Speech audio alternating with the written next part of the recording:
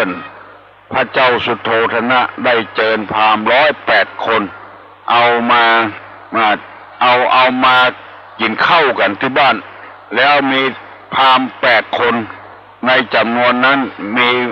โกณฑัญญะคนหนึ่งได้ทำนายพระลักษณะ7 คนทายว่ามหาบุรุษเนี่ยถ้าอยู่ครองคฤหัสถ์จะได้เป็นจักรพรรดิแล้วถ้าออกบวชจะได้เป็นศาสดาเอกมีโกณฑัญญะคนเดียวว่าต้องออกบวชแน่นอนเพราะมหาบุรุษหรือพระพุทธเจ้าของเรานี่ออกบวชโกณฑัญญะก็ปาเปื้อนทำ4 คนวัปปะพัทยะมหานามะอัสสชิเขาบวชโดยปฏิบัติมหาสมณะคือพระพุทธเจ้าของเราพระพุทธเจ้าเอาทำทุกอย่างที่สุดมาเกาะว่าเสวยพระกายอาหารได้49 วันร่างกายโซเซบ่มีหนทางตรัสรู้บ่ใช่หนทางตรัสรู้ก็เลยหันมาบำเพ็ญเพียรทางใจย่างที่บ่กินข้าวกับมาเสวยพระกายอาหารที่สุดมาปัญจวัคคีย์ทั้ง5หนีเพราะหันว่าพระพุทธเจ้านี่บัตรัสรู้แน่ปากันหนีพระพุทธเจ้าก็ได้ปฏิบัติในที่สุดวันวิสาขบูชาได้ตรัสรู้พระอนุตตรสัมมาสัมโพธิญาณที่ตำบลอุรุเวลาเสนานิคมใต้ต้นโพประเดี๋ยวนี้เป็นห้องกับพุทธคยาพอตรัสรู้แล้วมานึกถึงจะแสดงธรรมให้ฝ่ายฟังปรากฏว่านึกถึงอาราธบทกาลามโคตอุทกาดบทนาลามบุตรเป็นตายไปเนี่ยแล้วก็นึกถึงปัญจวัคคีย์5ก็มุ่งหน้าเข้าไปสู่ป่าอิสิปนะมฤคทวัยวันก็ปัญจวัคคีย์ทั้ง5มีแสดงอาการกิริยากระด้างกระเดืองบอกเคารพในพระพุทธเจ้าว่าพระพุทธเจ้าเป็นคนมากๆบัสำเร็จจะมาง้อหมู่เฮาแล้วพระพุทธเจ้าก็แสดงธรรมให้ฟัง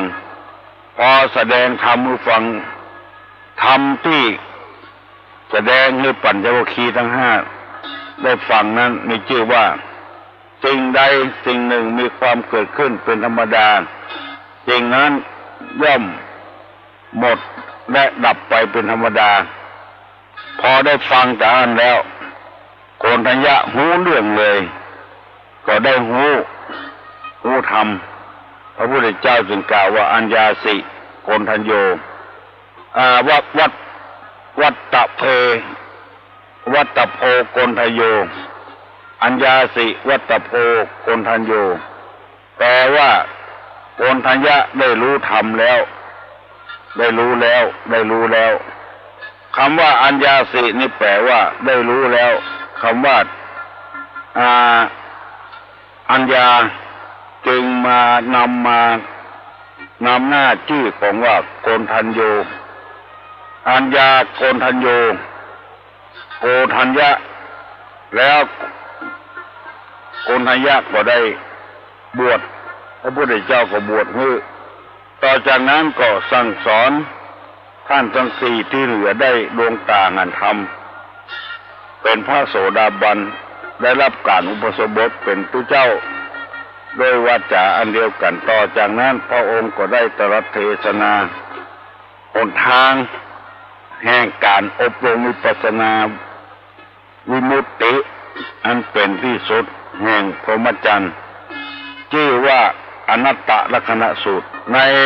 เวลาจบพระธรรมเทศนาจิตของปัญจวัคคีย์ก็ได้หลุดพ้นจากอาสวะคือกิเลสบ่ถือมั่นโดยอุปทานสำเร็จเป็นพระอรหันต์หมด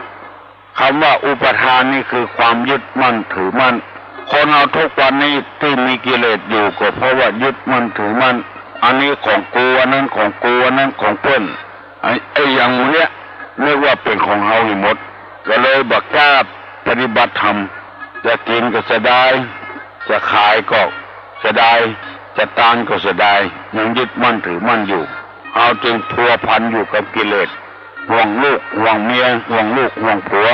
ถือว่าเป็นของเราหมดมูนี้เป็นต้นในคราวที่สมเด็จพระสัมมาสัมพุทธเจ้าทรงส่งสาวกออกไปประกาศเทศนาธรรมครั้งแรกพระอัญญาโกณทัญญะก็เป็นกำลังสำคัญคนหนึ่งในการช่วยประกาศพระพุทธศาสนาแต่บ่มีหลักฐานปรากฏแน่ชัดว่าไปณแคว้นใดตำบลใดคงมีแต่สันนิษฐานว่าท่านจะไปบ้านของพราหมณ์ชื่อว่าโทนวัตถุแขวงเมืองสมิรพัทซึ่งเป็นภูมิลำเนาบ้านเดิมของท่านเองเพราะมีหลักฐานในตอนที่ท่านปาหลานชื่อว่ากุณมานพบุตรของนางมันตนีซึ่งเป็นกนิษฐาภคินีกนิษฐาภคินีนี่หมายถึงน้องสาวของท่านอุปสมบทในพระธรรมวินัยได้รับเอตระคะอัญญาโกณทัญญะนี่ได้รับยกย่องจากพระพุทธเจ้าว่าเป็นผู้รู้ลาตีนานหรือคือรัตตัญญูแปลว่าผู้รู้ลาตีนานซึ่งเป็นผู้รอบรู้เหตุการณ์ต่างๆมาแต่ต้นรู้ราตรีนานนี่เอตระคะไปรู้ราตรีนานรู้ตั้งแต่ต้นจนจบเป็นผู้มีประสบการณ์มากเมื่อเริ่มมาพระอัญญาโกณทัญญะในเป็นอายุมากอาศัยอยู่ในเสนาสนะใกล้บ้านของท่านในคราวหนึ่งท่านต้องการหลีกเล่นในสิ่งที่สงัดจึงได้ถวายบังคมลาพระบรมศาสดาไปสู่ป่าที่พระคันธาจารย์กล่าวว่าชัดทันตะสละอยู่ประมาณ12 ปีท่านก็ได้ปรินิพพานที่นั้นก่อนพระเจ้าปรินิพพานคือหมายความว่าโกณทัญญะนี้ได้นิพพานก่อนพระพุทธเจ้าอันนี้เป็นประวัติย่อๆของโกณทัญญะตัวลุงว่ามันจะบักให้เข้าท่าความประสงค์นี้จะเผยแพร่ธรรมะเอาไว้เผยแพร่เพื่อตนวันใดก็ได้เวลาใดก็ได้ความประสงค์นี้อยากจะเผยแพร่ธรรมะให้มันนักเพื่อชุมชนจะได้เข้มแข็งปฏิบัติอยู่ในศีลในธรรมคำสอนในพระธรรมคำสอนอนุพุทธประวัตินี่มันเกี่ยวกับลูกศิษย์ของพระพุทธเจ้าโดยตรงแต่ว่าธรรมะนี่มันเกี่ยวกับคนสปืนตัวลุงจะเอาธรรมะมาเสนอให้พี่น้องทั้งหลายได้ฟังเพื่อเราจะได้จดจำไว้นำไปปฏิบัติถ้าหูกะประวัติของพระสาวกก็จะหูแต่อันน่ะมันบักกระจายไปนักหนาปาป้านถ้าหูธรรมะนี่หูนักสัพพุริสธรรมภัยไข้เป็นสัตบุรุษหรือสตรีก็ได้บุคคลที่มีคนเคารพนับถือเรียกว่าสัพพุริสบัญญัติข้อที่ท่านสัตบุรุษตั้งไว้3 อย่างเพื่อปรากันมีการตานแล้วก็บรรพชาแล้วอุปถากพ่อแม่ตานนี่หมายความว่าสละสิ่งของตนเพื่อเป็นประโยชน์แก่คนอื่นเพื่อประโยชน์ของคนอื่นบัดใจได้หมายถึงว่าตานกับวักวาอย่างเดียวสละแบ่งปันทรัพย์สมบัติของตนเองเพื่อประโยชน์แก่คนอื่นเช่นจ้างคนมาเนี่ยการในบ้านเขาสละแหงเขาก็สละเงินให้เขามูนี้เป็นต้นเป็นการแลกเปลี่ยนกันต่างคนต่างให้กันคนที่จ้างก็ได้ประโยชน์คือได้การได้งานคนที่รับจ้างก็ได้ประโยชน์คือเป็นเงินเป็นทองเอามาเลี้ยงอัตภาพของตนไม่ได้ว่ารับเหมางานนั่นนี้รับเหมางานนั่นนี้อันนั้นไม่ใช่ทานแต่ก็ต้องทำจนสุดความสามารถแล้วได้เงินได้ทองมาก็ได้ใจได้เพราะว่าทานนี่มันกว้างขวางที่เอาให้กันอยู่ด้วยกันได้ถึงวันก็เพราะการเสียสละพระอาทิตย์ให้แสงกับเราเอาแสงพระอาทิตย์มาใช้เป็นประโยชน์ตากผ้าตากครัวตากจิ้นตากฝาสารพัดอย่างให้พระอาทิตย์ส่องแสงมาให้ต้นไม้ต้นตอกเราได้รับผลประโยชน์เพราะการเสียสละของพระอาทิตย์ ผัวเมียอยู่ร่วมกันได้ก็เพราะต่างคนต่างเสียสละแบ่งปันทรัพย์สมบัติแบ่งปันอะไรอย่างก็ได้เพื่อประโยชน์แก่คนอื่นบรรพชาถือบวชนี้ปัปพชานี่คือเพื่อเว้นจากอบายมุขเป็นอุบายเว้นจากอบายมุขเบียดเบียนกันเพราะพุทธภาษิตกล่าวว่าสมณีทะอารณาโลเกสมณะทั้งหลายไม่เป็นข้าศึกในโลกพระเจ้าพระสงฆ์นี่บ่เป็นข้าศึกกับไผบาดท้าบาดท้ายไผอยู่ต่ำสินกินไม่ทำลองสังเกตพอคนใดไปท้าทายไปบุกไปตีอย่างมูนี้ก็บ่ใช่สมณะละตัวเป็นแต่จิตใจบ่เป็น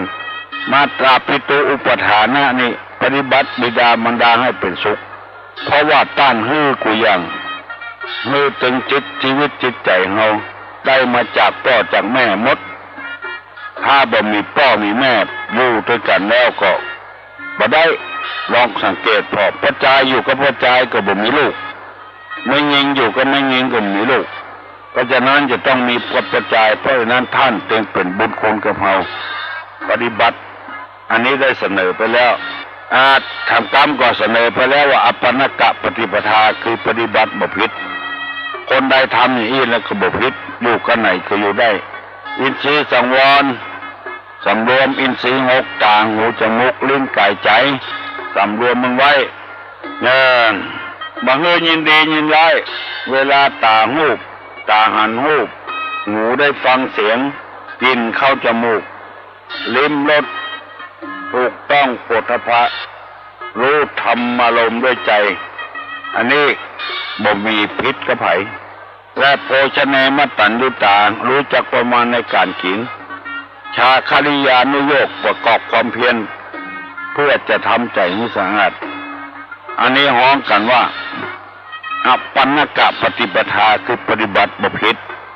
ได้นำมาเสนอให้พี่น้องทั้งหลายแล้วบุญกิริยาวัตถุสิ่งที่เป็นตนใดใครได้บุญก็มี3อย่าง1ตานามัย2ศีลไมย3ภาวนาไมยวันนี้จะนำมากำว่าสามัญญลักษณะ3อย่างสามัญญลักษณะ3อย่างลักษณะที่มีแก่บุคคลเสมอกันแก่สังขารทั้งปวงเรียกว่าสามัญญลักษณะไตรลักษณ์ก็เรียกมี3อย่างคือหมายความว่าคนจนคนรวยคนรวยคนบ่รวยคนหัวหน้าลูกน้องคนงามคนบ่งามมันจะเหมือนกันหมดคือ1อนิจจตาความเป็นของบ่เที่ยง2ทุกขตาความเป็นทุกข์3อนัตตาความเป็นของไม่ใช่ตัวไม่ใช่ตนไผก็จ้างแต่จะต้องตกอยู่ในสภาวะเช่นนี้ความเป็นของไม่เที่ยงเชี่ยวมันเกิดออกมาได้มันก็ร้อนได้มันก็เจ็บได้ปวดได้บ่เที่ยงบอกว่าสิ่งสารสัตว์ก็เหมือนกันหมดจากน้อยก็เข้ามาหาใหญ่จากใหญ่ก็เข้าไปหาเฒ่าหาแก่อันนี้คือความบ่เที่ยงเหมือนกันหมดได้ฮ้องว่าสามัญในลักษณะที่เสมอกันกูคนบอกว่าคนทุกคนเนี่ยเจ้านายบ่าวไพ่ตลอดถึงเจ้าฟ้ามหากษัตริย์จะเหมือนกันหมดจากน้อยไปหาใหญ่จากใหญ่ไปหาเฒ่าแก่ชรามีการทุกข์การยากอับจนกันพระพุทธเจ้าพระนายพระเจ้าไม่ยิงเหมือนกันหมดอันนี้เรียกว่าความเป็นนิจจตาเชี่ยวบอกให้มันร้อนมันก็ร้อนตาบอกให้มันมืดมันมัวมันก็มืดมัวหูบอกให้มันตึงบอกให้มันหนวกมันก็หนวกคนเดียวมันเสมอเป็นกันหมดบ่มีศาสนาในที่จะนำเอามาพูดอย่างนี้แล้วก็ทุกขตาคือความเป็นทุกข์เฮาหันเป็นเตยไปเตยมาหันเพิ่นนั่งมีสิสุขเฮานึกว่าเพิ่นบ่ทุกข์แต่สุขตลอดเวลาอย่าไปคิดทุกข์เหมือนกันหมดมันทุกข์คนอย่างหันเพิ่นแล้วก็อิจฉาเพิ่นขอเพิ่นได้ถามคนเฒ่าว่าเจ็บหัวเข่า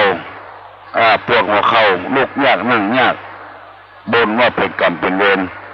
ตัวลุงก็ว่าไปแจ้กรรมแจ้เวรหยังมันใจมาเมินแล้วมันก็มีพ้องเป็นธรรมดาเพิ่นแก่แล้วเฮาก่อนเพิ่นยังบ่เป็นแต่ที่เฮายังมาเป็นเนี่ย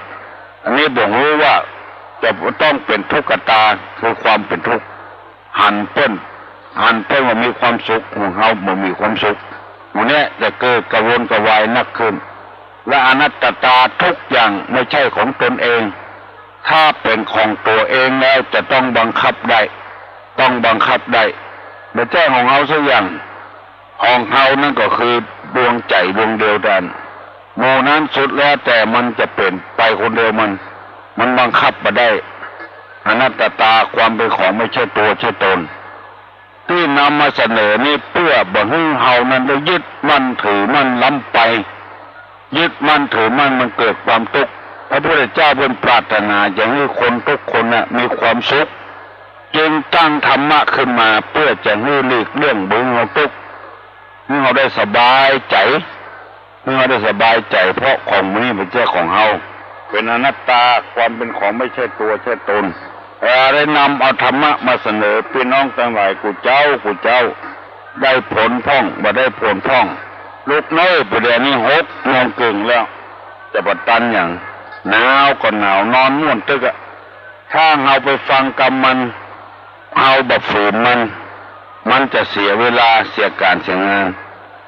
เสียเงินเสียทองนี่พอให้หาได้นะเสียเวลานี่มันเป็นหมดไปเป็นชั่วโมงเป็นนาที2 นาทีเอาละพอออกไม่ออกตัวลุงจะได้นำเอากรรมบักเก่ามาเสนอให้พี่น้องทั้งหลายได้ฟังแถมแต่ว่าได้กรรมเอากรรมว่าจังป่าเย็นกินน้ำแกงบ่ชอบป่าเย็นไม่กินน้ำแกงวันนี้จะได้เอากรรมว่าน้ำต้นบะเต็มมาเสนอให้พี่น้องทั้งหลายได้รับทราบน้ำต้นบะเต็มหมายความว่าอย่างไรน้ำบะเต็มต้นอันเดียวกันนะคือคนหูพ่องบ่หูพ่องถ้าหูแต้เหมือนน้ำต้นเต็มสวายจะได้มันบ่ดังถ้าบ่มีน้ำสักน้อยสวายจะได้มันก็บ่ดังอันคนที่ดังพ่องบ่ดังพ่องหมายความว่าอวดหูอวดลวกนี่เถอะอันนี้คือคนน้ำต้นบ่เต็มสวายมันถึงดังซอกลังสังเกตพอแล้วเปิ้นลวกแต่เปิ้นหูแต่เปิ้นบ่ปากบ่ว่าหยังหูในจิตในใจพุ่นบ่หูแต่เปิ้นก็บ่ว่าหยังเพราะว่าบ่หูบ่กล้าปากออกมาคนหูพ่องบ่หูพ่องเนี่ยอันเนี้ยแปลว่าเหมือนน้ำต้นบ่เต็มอวดหูอวดลวกแต่ว่ามันบ่ลวกบ่มาหูก็หูอยู่พ่องหูก็บ่หูถามแต่ก็บ่ได้อย่างสักอย่างปัดไปปัดมาอุปมาเหมือนกับคนที่เป็นมีแต่เป็นก็บ่กินง่ายใจโอยแต่ไรบ่มีแต่บ่รู้ว่าจะกินจะได้เอาอย่างมากินชอบเอาของถูกๆมากินคนมีพ่องบ่มีพ่องเนี่ยลุงลังบ่มีสติปัญญากินง่ายใจโอยอันนี้เป็นสอนให้คนว่าเฮาจะไปกล้าหาญชาญชัยเมื่อเฮาบ่ฮู้อย่าไปกล้าหาญชาญชัยเมื่อเฮาบ่ลวกแล้วเมื่อลวกแต่เป็นกับพ่อเฮาเนี่ยให้หัวใส่มันจะเป็นคนเสียท่านะคนน้ำต้นบ่เต็มนี่นะสวายดังจุ๋มจ๋ำดังบ่ได้บ่เป็นท่าแต่ใดเป็นนี้เฮาได้สำนึกตัวเก่าเฮาว่าเฮาหูพ่องบ่หูพ่องเนี่ยมีพ่องบ่มีพ่องนะบ่ต้องไปกระจนไปวุ่นวายกับไผให้อยู่อย่างสบายถ้ามันเกินที่เกินทางไปก็ยุ่งกันไปอันนี้ได้นำกรรมมาเสนอให้พี่น้องทั้งหลายอย่าไปเป็นคนน้ำต้นบ่เต็มหูพ่องบ่หูพ่องควรจะดูแควนหัวอย่างอื่นนี่มีชื่อมีเสียงแต่ไปโดนใส่กรรมที่มันหูพ่องมันจะเพิ่นจะดูแควนหัวใครได้พ่อได้แม่ที่ดีเหมือนเปิ้นเหมือนต้านใครได้ลูกที่ดีเหมือนเปิ้นเหมือนต้านใครได้อะไรยังก็เป็นของดีๆทั้งนั้นแต่ว่าเฮาบ่ได้สนใจในการทำดีเฮาก็ย่อมบ่ได้ของดีการจะดีบ่ดีนั้นอยู่ที่ตัวเฮาได้ ประพฤติปฏิบัติความดีไว้ต่อไปภายภาคหน้าเฮาประจำเป็นจะต้องมาสอนมาสั่งเขาก็จะดีไปเองคำว่าดีนี่คือดีทางจิตทางใจเป็นคนมีศีลมีธรรมสำหรับครูที่สอนนักเรียนนั้นสอนให้นักเรียนรู้ว่า1+1เป็น2 2+2เป็น4สอนให้มีความรู้บางทีก็รู้ท่วมตัวแต่เอาตัวบ่รอดเพราะตัวบ่ได้ปฏิบัติความดีความรู้ที่ครูให้ในโรงเรียนนั้นเป็นความรู้ตั้งมันสมองคิดได้แต่แผ่ล้าน10 ล้าน20 ล้านแต่เงินเขาบ่มีส่วนที่ตู้ลุงนำมาเสนอเมื่อเจ้า6 โมงถึง7 โมงนั้นเป็นข้อคิดทางจิตทางใจได้คนดีไว้ได้ลูกดีได้หลานดีได้อย่างดีๆไว้อันเนี้ยคือเป็นสิ่งที่เราทุกคนต้องการบางคนรวยแต่ลูกบดีให้ไล่บุบไล่ตีเพื่อนบางทีมีความรู้แต่เป็นเจ้าคนในคนลูกบดีก็มีเพราะฉะนั้นความดีนี่อยู่ที่ตัวไผ่ตัวมันการทำความดีนี่อย่าไปทำเพื่อคนอื่นเพื่อทำเพื่อตัวเองทำตามหน้าที่ของตัวเองเป็นผู้ใหญ่บ้านเนี่ยจะได้ให้บ้านเจริญรุ่งเรืองหาวิธีให้ชาวบ้านเนี่ยเบียกเนี่ยการอันนี้เราไปจะทำดีเพื่อคนอื่นทำดีเพื่อหน้าที่ของตัวเองทุกเจ้าอยู่ในวัดก็ทำหน้าที่ของตัวเองให้ดีที่สุดบางทีไปทำผิดหน้าที่มันก็บ่ดีก็ได้เพราะฉะนั้นคนดีต้องทำให้ถูกต้องวันนี้ตุลุงนำเอาบุญกิริยาวัตถุ3และสามัญลักษณะ3มาฝากฝังพี่น้องทั้งหลายไปแล้วคนเฮานี่ใครทำบุญเนี่ยจะได้ให้ได้บุญใครทำดีเนี่ยจะได้ดีก็มีการเสียสละเรียกว่าการทานอมิตรทานอภัยทานธรรมทาน2ศีลไมยรักษากายรักษาปากรักษาใจให้เรียบร้อยภาวนาไมยบุญสำเร็จด้วยการเจริญภาวนาทำให้สติดี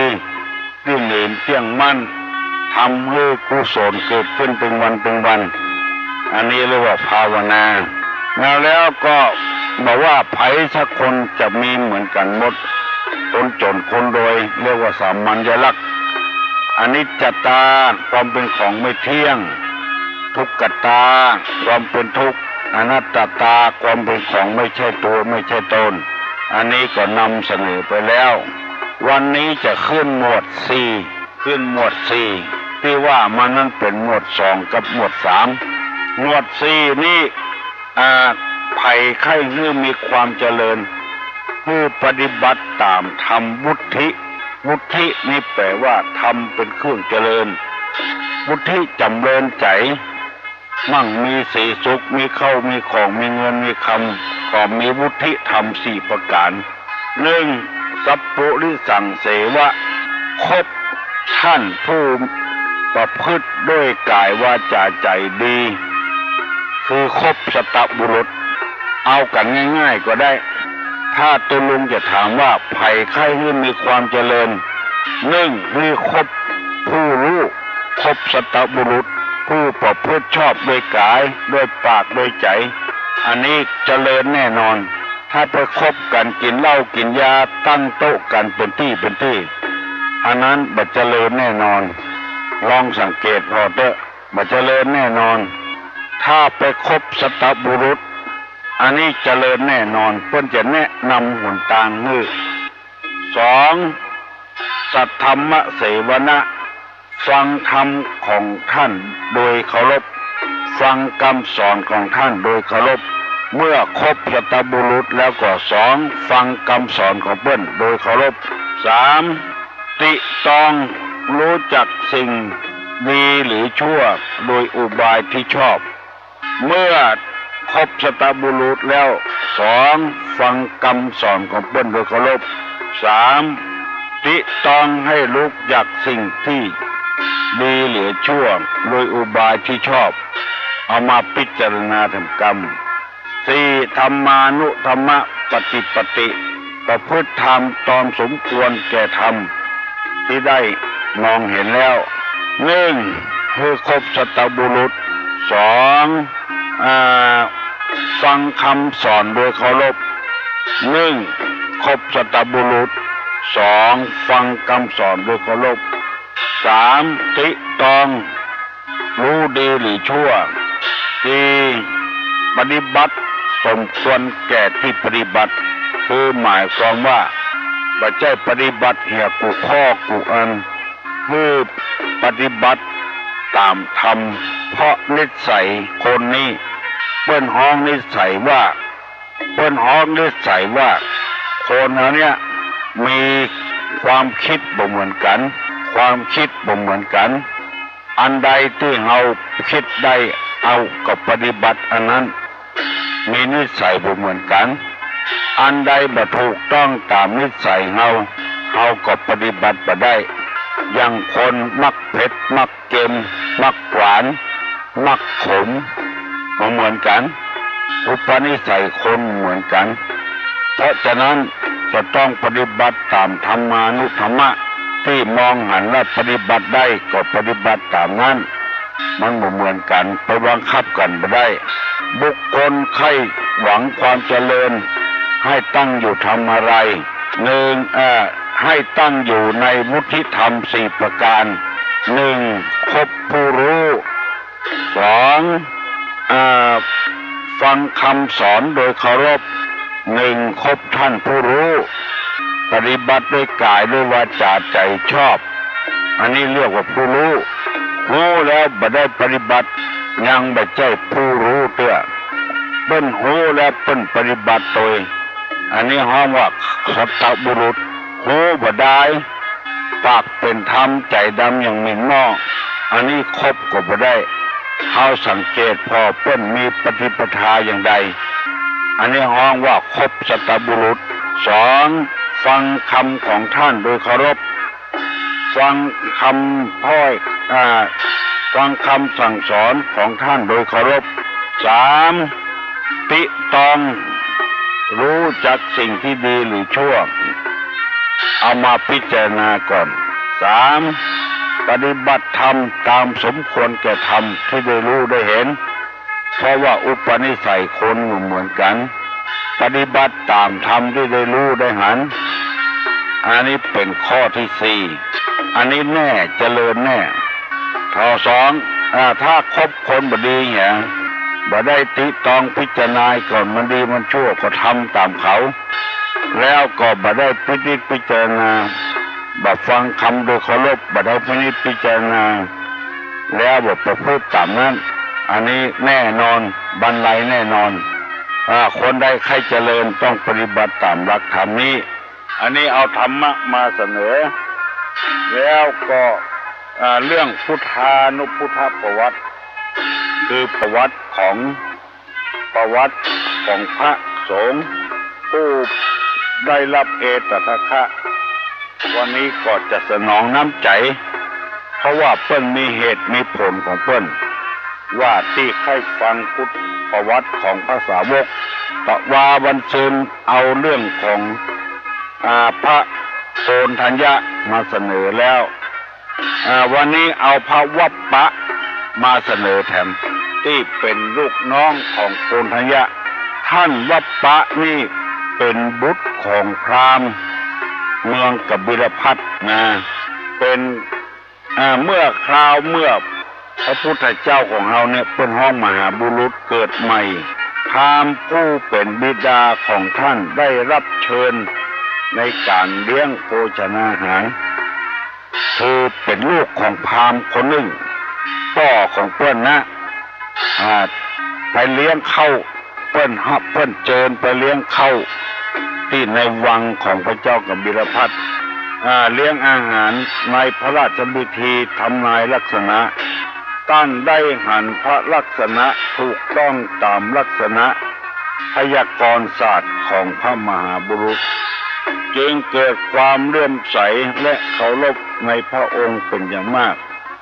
มีความหวังว่าอยากจะหันพระองค์ตรัสรู้เป็นพระพุทธเจ้าในคราวที่ตนจะสิ้นชีวิตจึงได้สั่งสอนลูกของตนไว้ว่าเมื่อพระมหาบุรุษเสด็จออกบวชเมื่อใดผู้ติดตามไปเมื่อนั้นคันเมื่อพระมหาบุรุษเสด็จออกพระผนวดแล้วกำลังบำเพ็ญทุกขกิริยาทวัปปะพร้อมด้วยพราหมณ์4 คนมีโกณฑัญญะพราหมณ์เป็นหัวหน้าออกบวชเป็นพระฤาษีเสด็จตามพระมหาบุรุษคือพระพุทธเจ้าของเรานี่คอยอุปถากพระพุทธเจ้าตอนที่ยังไม่ได้ตรัสรู้เถอะตอนที่บวชนั้นยังห้องมหาบุรุษอยู่พอว่าตรัสรู้แล้วจึงห้องพระพุทธเจ้าอันนี้เป็นห้องว่าติดตามปฏิบัติพระมหาบุรุษอยู่คอยอุปถากผู้ค้ำผู้เจ้าคาดหวังว่าจะได้บรรลุธรรมจะได้สั่งสอนชื่อคนได้บรรลุธรรมนั้นท่องเมื่องานพระองค์ทรงละการบำเพ็ญทุกขกิริยาคืออดเข้าเมื่อ49 วันนั้นซึ่งประพฤติมาได้ถึง6 ปีมีความร่วมกันว่าพระองค์คลายจากความเพียรเวียนมาเป็นคนมากๆเพื่อความเป็นผู้มากๆในกรรมคุณเสร็จแล้วพระองค์จะบ่ได้ตรัสรู้เป็นพระพุทธเจ้าแน่นอนจึงเกิดความเบื่อหน่ายคลายความจากความเลื่อมใสปากันหนีไปอยู่ป่าอิสิปรณมิคทายวันพระวปานี่ได้อธิบายไปแล้วว่าเป็นลูกของพราหมณ์คนนั้นได้ไปทำนายพระลักษณะของมหาบุรุษเมื่อโกณฑัญญะหนีก็หนีไปโดยโกณฑัญญะว่าพระพุทธเจ้าบ่สำเร็จแน่นอนแล้วเมื่อพระมหาบุรุษได้ตรัสรู้สัมมาสัมพุทธเจ้าแล้วจึงเสด็จไปโปรดแสดงธรรมชื่อว่าธรรมจักรกับปวัตตนสูตรเป็นปฐมเทศนาเมื่อจบแล้ววัปปะนี้ท่านก็ได้สำเร็จมรรคผลเมื่อพระพุทธเจ้าเทศนาธรรมจักรนั้นยังไม่ได้สำเร็จมรรคผลเพื่อว่าอันพอแถมวันหนึ่งท่านก็ได้ฟังปกิณกะธรรมเทศนาได้ดวงตางานธรรมบรรลุโสดาปัตติผลเป็นพระโสดาบันจึงได้ขอทูลบรรพชาอุปสมบทกับพระพุทธเจ้าในพระธรรมวินัยพระบัพปะบวชโดยวิธีเอหิภิกขุอุปสัมปทาเมื่อท่านมีอินทรีย์แก่กล้าแล้วได้ฟังธรรมเทศนาชื่อว่าอนัตตลักษณสูตรก็ได้ดวงตาสำเร็จเป็นพระอรหันต์ได้ช่วยเป็นกำลังเผยแพร่ประกาศธรรมต่อไปแถมองค์หนึ่งเมื่อท่านดำรงอายุสังขารสมควรก็ได้ปรินิพพานก็แสดงว่าพระวัปปะนี้บ่มีประวัติอย่างนักหนาปาป้านแต่จัดถ้าเป็นจะถามว่าพระวัปปะนี้เกิดที่เมืองไหนก็เมืองกบิลพัสนั่นละเมื่อชาวพระมหาบุรุษเกิดใหม่ๆได้5 วันเพิ่นเชิญพ่อของพระวัปปะก่อนจะไปทำนายทายทักลักษณะของพระพุทธเจ้าแล้วพ่อของพระวัปปะนี่ก่อนจะตายสั่งวัปปะไว้ว่ามือติดตามพระพุทธเจ้าเน้อจะได้ตรัสรู้ตามธรรมะคำสอนที่เพิ่นตรัสรู้ก็มีความศรัทธาเลื่อมใสขึ้นก็เกิดไปบวชตัวเองพระพุทธเจ้าอันนี้ก็ปรากฏว่าเสด็จรับขันปรินิพพานก่อนพระพุทธเจ้าอันนี้ก็ฝากไว้กับพ่อแม่พี่น้องทั้งหลายเวลามันน้อยไปตุลุงจะได้นำเอากรรมเก่ากรรมโบราณ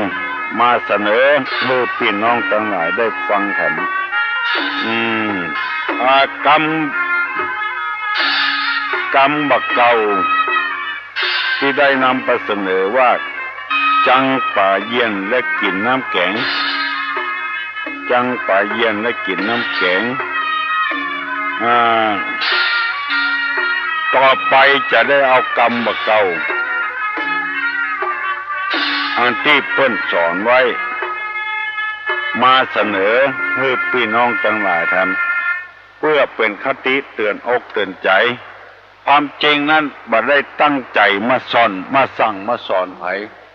จะไปคิดว่ามากระทบกระเทือนจิตใจของไผบ่ใจอย่างนั้นคือเฮาจะฮื้อชุมชนเนี่ยเข้มแข็งมีความรู้เรื่องธรรมะธรรมโมเรื่องกรรมบักเก่าวันนี้จะเอากรรมว่ากบเท่าเฝ้าเกาดอกบัวมาเสนอให้ลูกหลานวงศาคณะญาติทั้งหลายฟังกรรมนี้มันมีความหมายว่ากบเท่าเฝ้าเกาดอกบัวมันหมายความว่าอย่างไรคือหมายความว่ากบเท่าเฝ้าเกาดอกบัวนี่หมายความว่าดอกบัวนั้นมีเกสรดอกไม้อยู่หั่นแต่กบเท่านี้บ่ได้เอาเกสรมาใจมากินปรากฏว่ามีเพิ่งมีต่อมีแตนไปเก็บเอาดอกบัวไปกินไปใจ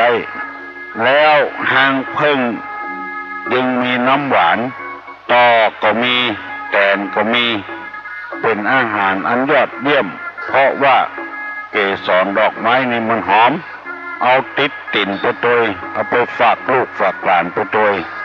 น้ำเพิ่งจึงมีรสหวานและหอมตัวเป็นยาชูกำลังกินน้ำเพิ่งตึงวันนี้ผิวพรรณดีบีบน้ำมะนาวใส่น้ำเพิ่ง1 ช้อนน้ำมะนาวเกินแก่นกินตึงวันกำลังดีผิวพรรณดีเพิ่งนี้เป็นแมลงที่ฉลาดวักแต่กบนี่มันวักมาฉลาดมีอย่างเดียวคือกลัวตายเอาชีวิตรอดเฝ้าดอกบัวนั้นราคาก้าสินของดอกบัวนั้นอยู่ที่เกสร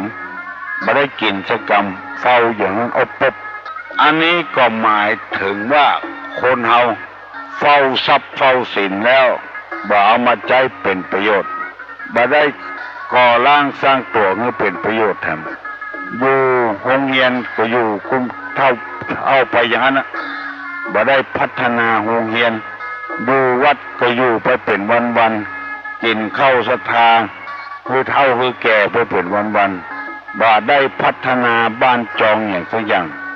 คือห้องว่าตัวเป็นเจ้าใหญ่ในโตเป็นผู้ใหญ่บ้านบ่เคยสร้างไอ้อย่างให้เป็นประโยชน์ส่วนรวมสักอย่างตะเลิงใครเป็นนี่วิ่งเต้นอย่างไรไปเตื้อเขาเป็นมาแล้วบ่หันผลงานอย่างสักอย่างให้ปรากฏแก่สาตาชาวบ้านเป็นอบต.ก็บ่มีผลงานเป็นกำนันก็ไม่มีผลงานเฝ้าตำแหน่งเฝ้าหน้าที่ของตัวละว่างั้น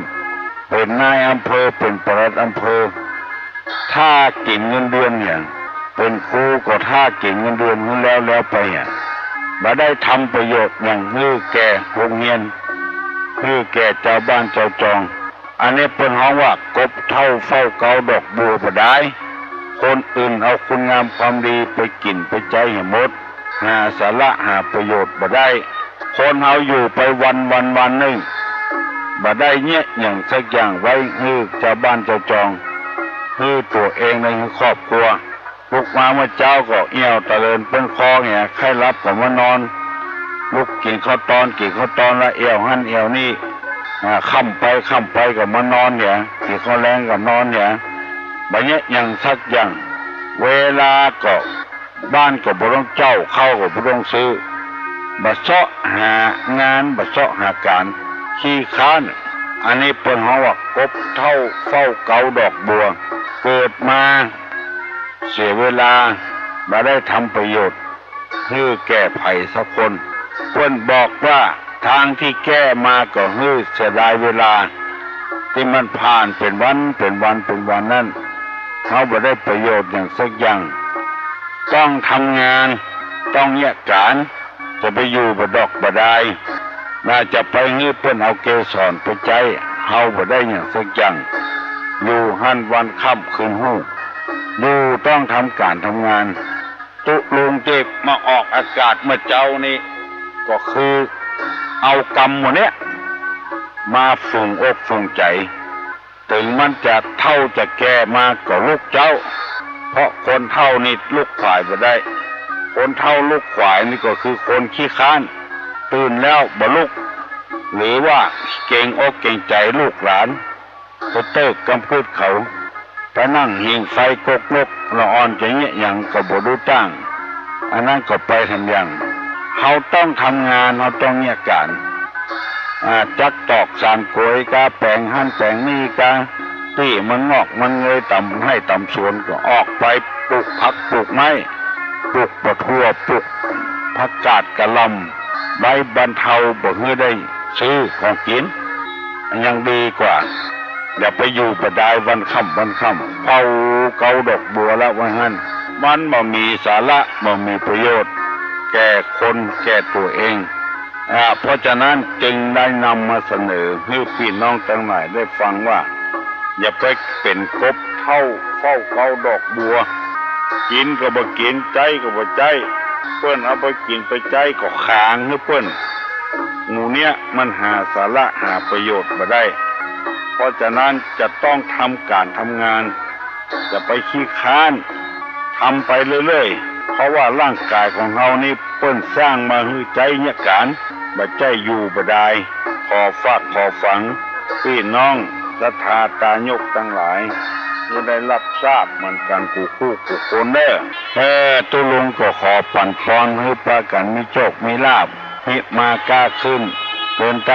างให้เดินได้ความปลอดภัยอย่าไปประมาทพลาดพลั้ง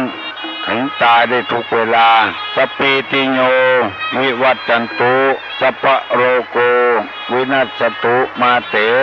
ภวะตวนตะลาโยสุขีทิคายุโกภวะอภิวาทนาสีริสานิจังวุธาปจายิโน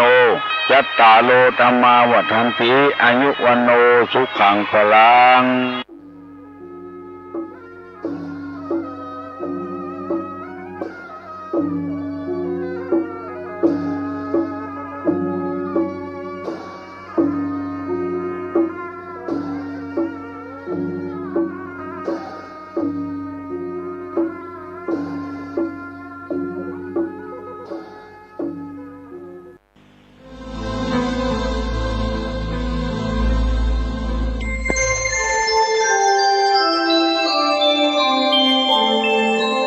ขณะนี้ท่านกำลังฟังสถานีวิทยุกระจายเสียง FM 104.5 เมกะเฮิรตซ์กฐินทานคือสังฆทานบุญทานยิ่งใหญ่1 เดือนท่านกำหนดไว้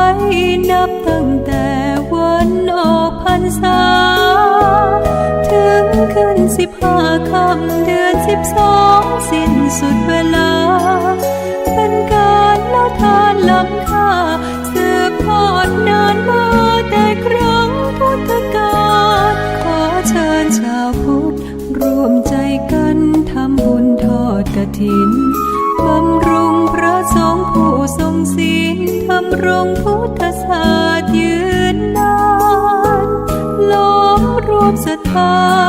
เพิ่มพูนกุศลบุญทานต่อยอดประเพณียาวนานทอดกฐินทานตามกาลเวลาสร้างมนุษย์สมบัติสวรรค์สมบัตินิพพานสมบัติ